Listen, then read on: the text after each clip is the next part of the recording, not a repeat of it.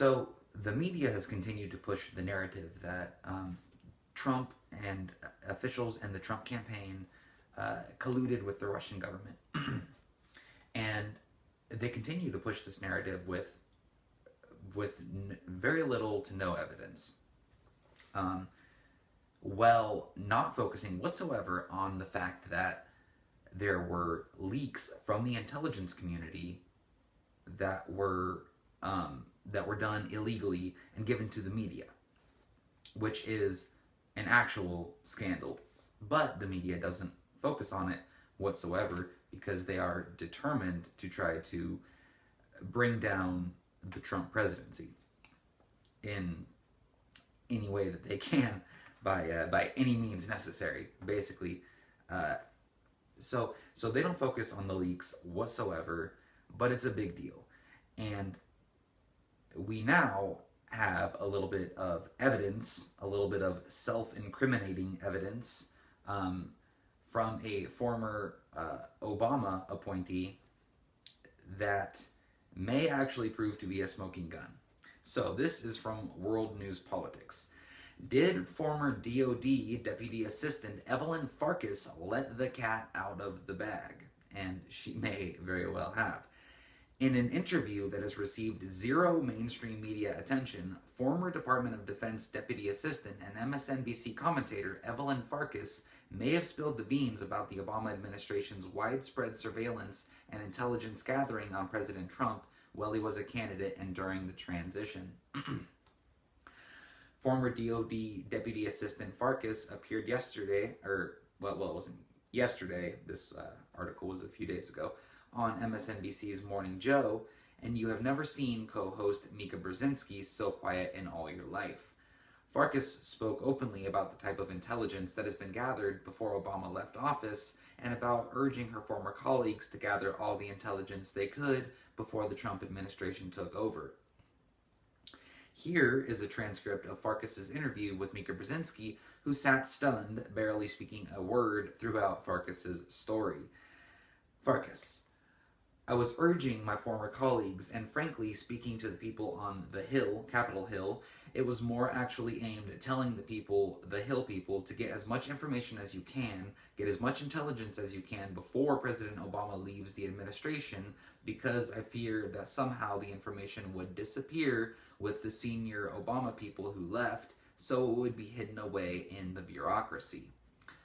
I feared that if they, the Trump team, found out how we knew what we knew about the Trump staff dealing with the Russians, that they would try to compromise those sources and methods, meaning we would no longer have access to that intelligence. So I became very worried because not enough was coming out in the open, and I knew that there was more. We have very good intelligence on Russia, so then I had talked to some of my former colleagues, and I knew they were also trying to help get the information to Capitol Hill. And then Mika Brzezinski, just a total airhead, goes, a lot going on today. I mean, she probably, is completely fully aware of the fact that this lady is totally saying stuff that she probably shouldn't be saying, at least from Mika Brzezinski's point of view, who has openly said that it is her job to basically control what people think. I mean, the lady's a total nut job, but that's beside the point. So then Farkas says, that's why you have the leaking. So this lady was a mid-level person, basically in the Obama administration, in the Department of Defense, and she had access to this intelligence, and she knew that the information was, widespread, and she knew that that there were other members of the administration that were going to try to get this information out. So, this lady needs to be questioned on what she knew and when she knew it exactly. Because it seems pretty clear from what she said, that she knew um, that this information was uh, being widely disseminated, and she knew that it was being leaked. So, you know, she may very well uh, be the key to, really getting to the bottom of some of this. This does seem like it actually might be quite the smoking gun. So we'll see what comes out with all this. But it's definitely interesting to note that the media didn't really pay basically any attention to this whatsoever, and it actually took took a little while. It took a few days for people around the internet to actually dig this up, and for someone to finally report on it, because apparently no one watches MSNBC. So that's just a little side note there for the failing fake news media. And now, from the Wall Street Journal, there was an article that said that Michael Flynn, who was the national security advisor for like a day, he was basically wrapped up in this controversy because he was speaking with his Russian counterpart, the Russian ambassador, and basically the media tried to make it seem like it was a big scandal because they were potentially discussing sanctions, when really, when you take into account everything that we know, it was perfectly normal activity that an incoming national security advisor would be engaged in, and the media tried to misrepresent it and make it seem like it was somehow malicious or criminal, or evidence of collusion with the Russian government, or Mike Flynn being a Russian agent, what have you. But the important thing is that he's basically been cleared of actually having any kind of criminal anything criminal go on, anything criminal happen. There's no evidence that anything he did was criminal. I mean, what they tried to say he violated was the Logan Act, which is an act that nobody has actually gotten in trouble under, basically since it got started years and years ago. It was I think it was like in the 1800s. It's a very old law that nobody has really gotten in trouble under. It's very obscure. It's potentially not even constitutional. And the media has never cared about the Logan Act until now.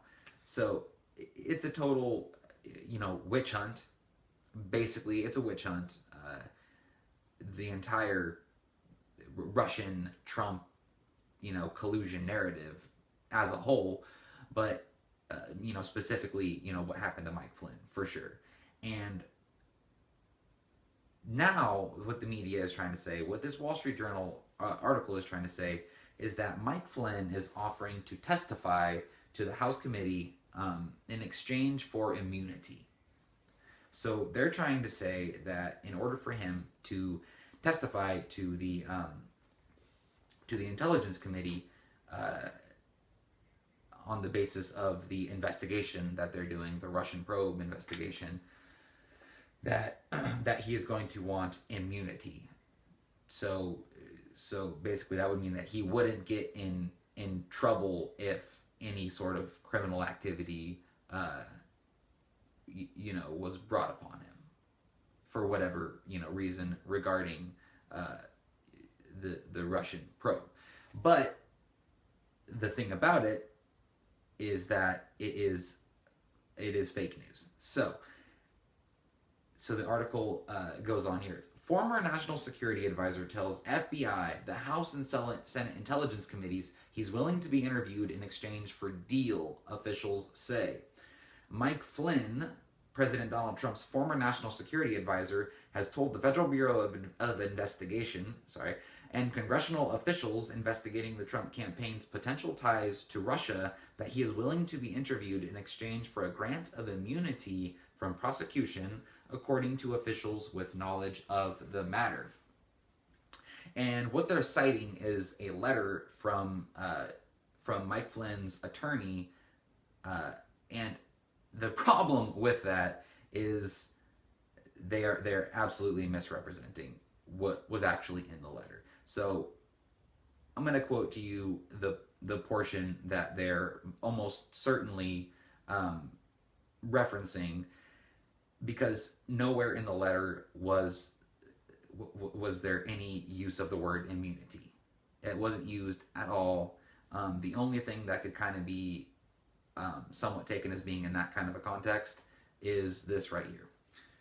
No reasonable person who has the benefit of advice from counsel would submit to questioning in such a highly politicized witch hunt environment without assurances against unfair prosecution. Unfair prosecution. Attorney Robert Kellner said in a written statement. And that's important. That's very important, because that's a huge distinction. Unfair prosecution and immunity are two very, very different things. Getting immunity granted to you would mean, usually the way that would work is if somebody involved in an investigation would potentially have information that would be useful to that investigation, they will grant them immunity if that information is self-incriminating, for example. They will grant you immunity so that criminal activity that you're confessing to is something that you get let off the hook for in exchange for giving them information, to go after someone higher up on the chain. But so that's the kind of thing that immunity would be for. And what the letter from his attorney was saying is unfair prosecution, which I don't think too many people could argue that there's a bit of unfair prosecution in the air, if you will.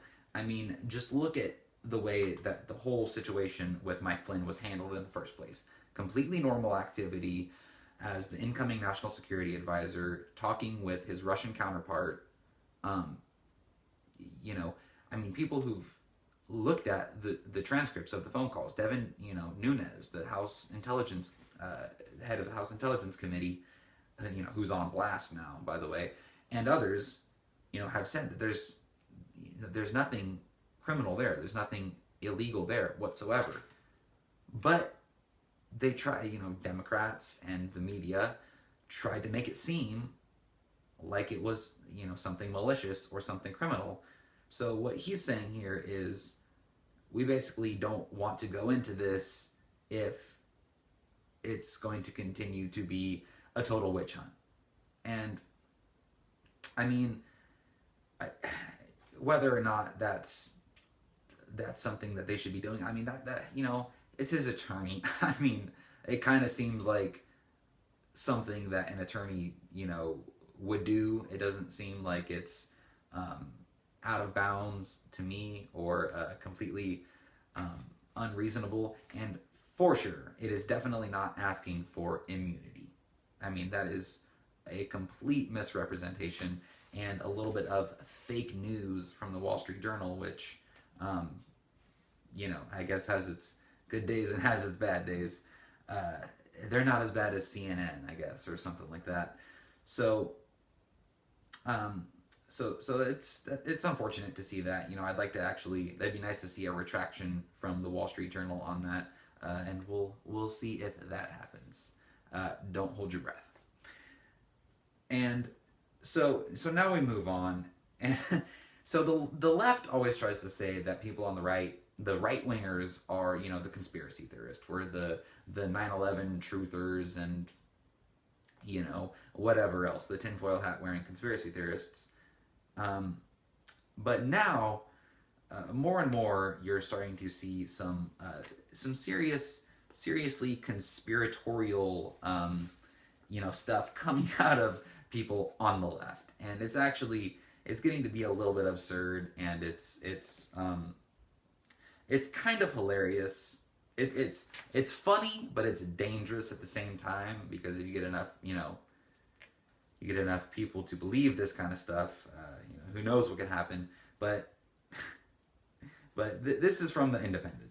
So Noam Chomsky says Donald Trump could stage a false flag terror attack to maintain fan base amid failing policies. So the left is now going so insane that they're coming up with wild conspiracy theories that Donald Trump is going to stage false flag terror attacks or false flag events to, to maintain the status quo, or to keep his fan base happy somehow, amid quote unquote failing policies. So, that's pretty rich, especially coming from somebody like Noam Chomsky. So the article goes on.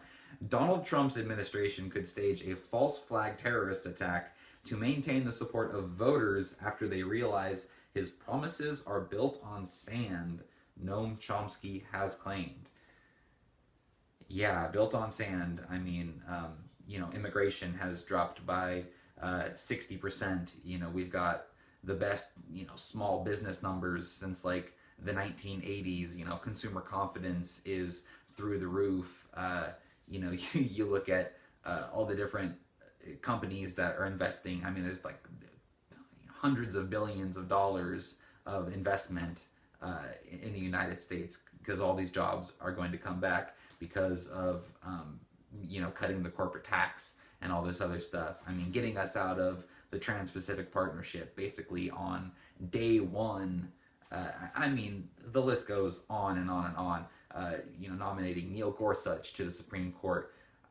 I mean, promise after promise after promise that was absolutely kept. So, it's so bizarre how people just cherry pick facts and just build fantasy worlds, really, in some ways. And I'm not someone who thinks Donald Trump is this perfect, great person who's going to fix everything. I think you shouldn't think that about anybody. He's the president of the United States, and when he does things that, are in line with my principles, I will support them. When he doesn't, I won't. If you watch my last video, it was not very supportive of Donald Trump. So I just wanted to get that clear. And the article goes on. The left-wing intellectual said working class Americans would eventually recognize the president's, quote, rhetoric is about helping the working man and so on, but the policy proposals are savage and damning. Right. It comes days after the defeat of a healthcare bill designed to fulfill Mr. Trump's key campaign promise to repeal and replace Barack Obama's Affordable Care Act. The nonpartisan Congressional Budget Office said 24 million would be left uninsured if the bill had passed. And they, neglect to mention the fact that even the Congressional Budget Office itself admitted in its own report that the vast majority of those people would be left uninsured because they chose to leave the health insurance market, because they chose to not have insurance anymore. So it's a total misrepresentation. It's not people just losing their health care en masse because, for whatever reason, because Donald Trump just hates them so much. No, it's because Obamacare screwed over the healthcare market. Deductibles are super high. Premiums are super high. Coverage is crappy. And it's caused the absolute destruction of the healthcare market, especially in the Obamacare insurance exchange. I mean, you look at, there's quite a few states now that only have either one or two healthcare providers in the healthcare exchange, the Obamacare exchange. And I mean, the regulations, the mandates, it killed jobs. I mean, the list goes on and on and on. Obamacare was a total disaster. So, total misrepresentation there. And yes, the American Health Care Act was a disaster. That's what my last video was all about. Total disaster. The way the fallout was handled, blaming the House Freedom Caucus, just totally absurd.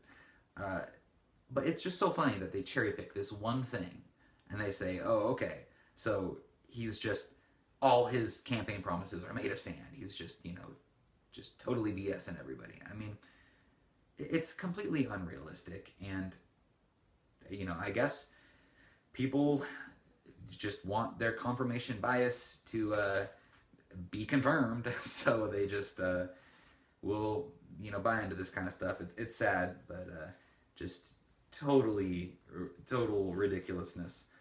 And it goes on. Professor Chomsky told Alternet, in order to maintain his popularity, the Trump administration will have to try to find some means of rallying the support and changing the discourse from the policies that they are carrying out, which are basically a wrecking ball, to something else. So, I mean, that guy is just a total nut job. Clearly thinks Donald Trump is going to stage false flag terror attacks. Bizarro land. Now, let's talk about an actual false flag attack.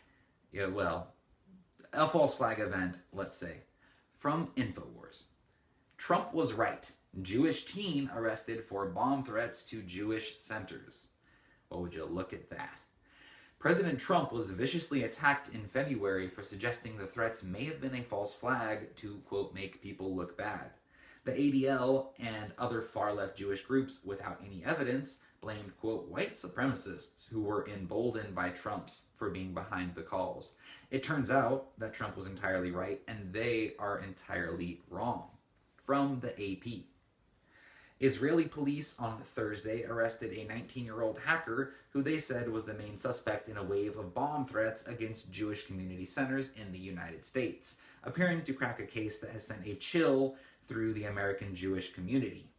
The surprising arrest of the Jewish man, who holds dual Israeli and American citizenship, came after a transatlantic investigation into the FBI and other international law enforcement agencies. U.S. Jewish groups welcomed the breakthrough in the case, which has raised concerns of rising anti-Semitism and drawn condemnation from President Donald Trump.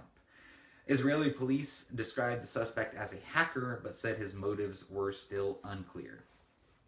So you got all these threats to Jewish centers, and the media tries to say, oh, it's because of, Donald Trump and the alt-right and all these evil, neo-Nazis that, Trump has emboldened. And, then it turns out that it was actually a Jewish guy doing it, after Trump said that it was probably going to be something like that. So just again, another moment where Trump is proven right. The media is just a total failure again. And it's reached absurd levels really at this point. I mean, it's like when Trump said, look at what happened last night in Sweden, and then the media tried to say, oh, nothing happened last night in Sweden. And, really he was talking about a Fox News segment that he was watching. And then literally like that next day, there was a bunch of Muslim riots and stuff in Sweden. So, I mean, just total absurdity. The media has put aside what little journalistic integrity it has left in order to fully 100% attack Donald Trump. And that is on full 100% display in this next article here, and my final article. So this is from Breitbart. CNN fact checks Sean Spicer joke about salad dressing. So Sean Spicer made a joke in one of the press conferences, that basically, the media is always looking for this Trump-Russia connection, and they're just so hell-bent on it that if Donald Trump put Russian salad dressing on his salad, that they would think it was a Russian connection. It was pretty funny, and CNN actually fact-checked this. So here's the article. CNN has published a stinging fact-check of the Trump administration, exposing several falsehoods in a joke that White House Press Secretary Sean Spicer made Tuesday about salad dressing. During the afternoon's White House press briefing, Spicer made a quip about conspiracy theories that U.S. Donald Trump is an agent of Russian President Vladimir Putin, recruited via blackmail in 2013, and how the professional journalists who believe this conspiracy might add consumption of Russian dressing, quote, to their pile of circumstantial evidence. Case closed? Hardly. CNN's Michael Krupa dug deep and found that actually Russian dressing has no direct connection to the country that hacked our election. Krupa penned a fact-check headline, quote, Russian dressing is actually from Nashua, New Hampshire. If the president puts Russian salad dressing on his salad tonight, somehow that's a Russian connection, Sean Spicer said. The thing is, Russian dressing isn't Russian. Russian dressing isn't Russian. Also, it's not really for salads, but more of a sandwich spread, usually a Reuben. The mayo and ketchup concoction, often dressed up with horseradish and spices, was created in Nashua, New Hampshire. So, there you have it, ladies and gentlemen. The media is so desperate to discredit Donald Trump that they will fact-check a joke about Russian salad dressing. And, I mean, the real joke is the media themselves. And the level that they have absolutely stooped to, it is truly absurd, really, to see the media.